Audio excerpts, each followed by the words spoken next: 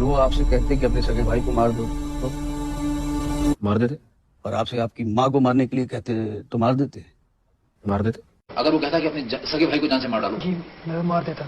अगर वो कहता अपनी माँ को जान से मार डालो, मैं मार देता।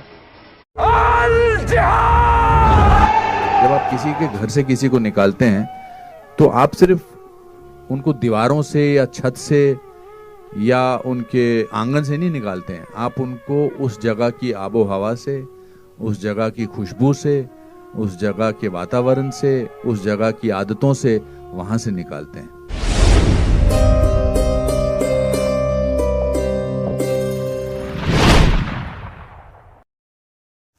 नाम बिट्टा कराटे, असली नाम फारूक अहमद डार, काम कश्मीरी पंडितों की हत्या करना। बिट्टा कराटे एक ऐसा खूंखार हैवान और आतंकवादी जिसे इतने सालों की सजा नहीं दी गई जितने की उसने कश्मीरी पंडितों के खून किए। दोस्तों, आज की कहानी है एक ऐसे खूंखार अलगाववादी आतंकवादी की जिसने कई कश्मीरी पंडितों को मौत के घाट उतार दिया था। उस समय जिस समय कश्मीरी नरसंहार चल रहा था, कश्मीरी पंडितों और कश्मीरी हिंदुओं पर जुल्म करने वाला ऐसा हैवान था बिट्टा कराटे। दोस्तों, बिट्टा कराटे सबसे पहले मीडिया में चर्चा में तब आया था जब उस पर यह आरोप लगे थे कि उसने 20 कश्मीरी पंडितों को मार दिया है। बिट्टा कराटे एक ऐसा आतंकवादी है जो कश्मीरी हिंदुओं को कहा करता था, अगर उन्हें कश्मीर में रहना है तो अल्लाहू अकबर कहना होगा। बिट्टा कराटे, जिसके बारे में कहा जाता है कि ये कश्मीरी पंडितों की गंध के जरिए उन्हें ढूंढता था और उसके बाद उन्हें मार देता था। और साथ ही इस दरिंदे ने महबूबा मुफ्ती की बहन को भी किडनैप किया था। आखिर कौन है ये बिट्टा कराटे जिसको द कश्मीर फाइल्स में एज अ मर्डरर दिखाया गया है? क्या सच में ये अपराधी था? क्या सच में इसे इतनी सजा दी गई जितनी का ये हकदार था? इसने कितने कश्मीरियों को मारा और अब ये जिंदा है या मर गया? और अगर जिंदा है तो कहाँ है और क्या करता है? दोस्तों, आज की कहानी में हम बताएंगे इन सभी प्रश्नों से जुड़े जवाब। दोस्तों, द कश्मीर फाइल्स फिल्म में बिट्टा कराटे और फारूक अहमद को पहले कोई नहीं जानता था, लेकिन जब इस हैवान ने कश्मीरी पंडितों की बेरहमी से हत्या की, तब से यह जिहादी मानसिकता रखने वाला युवक लोगों की नजर में आया। बिट्टा कराटे एक ऐसा इंसान है जो कि हिंदुओं से सबसे ज्यादा नफरत करता है। दोस्तों, बिट्टा कराटे का जन्म 1 जनवरी सन 1973 को हुआ था। इस आतंकवादी ने असबाह अजूरमन नाम की एक स्त्री से शादी की है। बिट्टा कराटे की शादी साल 2011 में हुई थी। दोस्तों, ये शख्स एक कट्टर मुस्लिम पंथी है और जिहादी मानसिकता रखने वाला इंसान है। दोस्तों, इसके साथ ही बिट्टा कराटे तिहाड़ जेल में भी बंद रहा।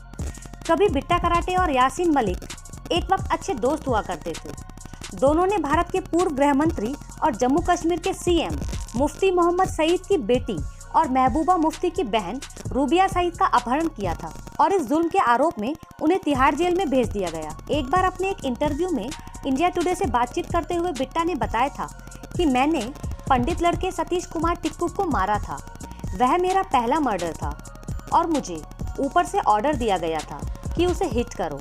और साथ ही बिट्टा ने यह भी खुलासा किया था कि अगर मुझसे ये कहा जाता है कि मैं अपनी माँ या भाई को मार दूं तो मैं मार डालता। और आपको ये बात जानकर हैरानी होगी कि JKLF के आतंकी बिट्टा कराटे ने खुलेआम इस बात को कबूला था कि उसने कश्मीरी पंडितों की हत्या की है, पर फिर भी उसे इतने सालों की सजा नहीं मिली जितने की उसने कश्मीरी पंडितों को मारने का आरोप कबूला था। और दोस्तों, आपको बता दें कि उस समय भारत में राजीव गांधी की सरकार हुआ करती थी, PM नरेंद्र मोदी की नहीं। और दोस्तों, आपको ये बात जानकर हैरानी होगी कि पहले तो बिट्टा कराटे ने ये सब कबूला कि मैंने ही उन सबको मारा था, पर बाद में उसने इस बात को नकार दिया कि उसने कश्मीरी पंडितों को मारा था।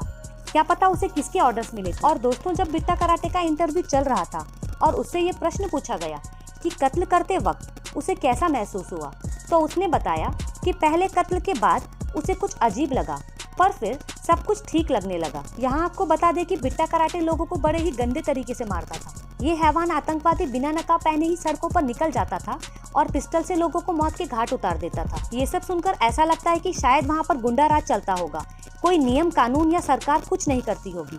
और हमें ये सुनकर बेहद दुख होता है कि 1947 में भारत आजाद तो हुआ, पर भारत का एक हिस्सा कश्मीर आज भी आजादी चाहता है। बिट्टा कराटे ने कत्ल करने के बाद कई सारे राज खोले थे। वहीं उसे ये भी डर था कि कहीं उसे फांसी यानी कि मौत की सजा न सुना दी जाए। लेकिन हमें आपको बेहद दुख के साथ ये बताना पड़ रहा है कि इतने सारे कत्ल करने के बाद भी बिट्टा कराटे को भारतीय न्याय ने मुक्त घोषित कर दिया। उस समय जज रहे इंसान का कहना था कि बिट्टा के खिलाफ पर्याप्त सबूत नहीं मिले हैं। हालांकि उसने अपने एक इंटरव्यू में ये भी बताया था कि वह पाकिस्तान गया था और वहाँ पर 32 दिनों की ट्रेनिंग लेने के बाद वो आतंकवादी बना।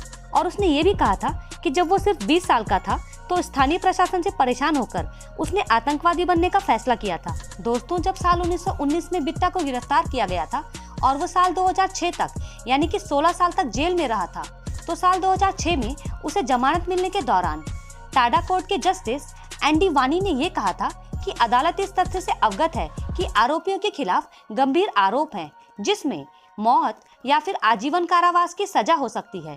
लेकिन एक तथ्य ये भी है कि अभियोजन पक्ष ने मामले में सही तरीके से जांच नहीं करी है और अपना पक्ष सही से नहीं रखा, मतलब जांच में कुछ कमी रह गई। दोस्तों, आपको क्या लगता है आखिर जांच में ये फेरबदल किसने किया होगा?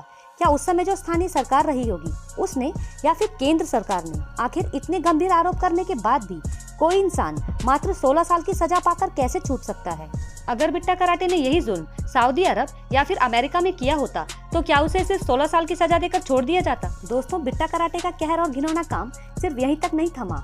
एक रिपोर्ट के मुताबिक जब वो कश्मीर घाटी की जेल में बंद था तो उस पर एक कैदी का सिर कुचलकर उसे मारने का आरोप भी लगा था। सिर्फ इतना ही नहीं, जब बिट्टा कराटे आगरा की जेल में बंद था तो उसने 14 दिन की भूख हड़ताल भी की थी, जिससे जेल प्रशासन के हाथ पांव फूल गए थे।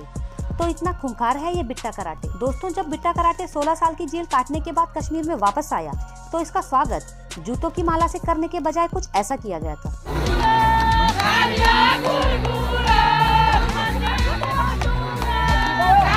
आइए दोस्तों, आप ये जान लेते हैं कि ये खूंखार आतंकवादी अभी तक जिंदा है या मर गया।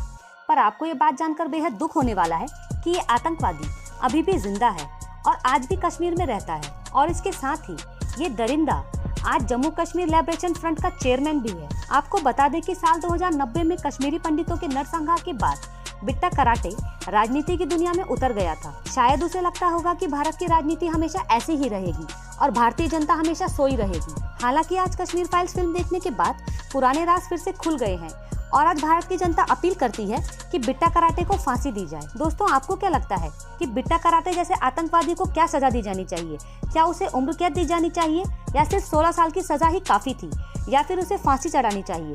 हमें कमेंट सेक्शन में जरूर बताइएगा। वीडियो पसंद आया तो लाइक कीजिए, शेयर कीजिए और सब्सक्राइब कीजिए और ज्यादा से ज्यादा लोगों तक इसे पहुंचाइए ताकि बिट्टा कराटे जैसे आतंकवादी की कहानी सभी तक पहुंच सके। मिलेंगे हमारे फैक्ट्स टीवी के न्यू वीडियो में।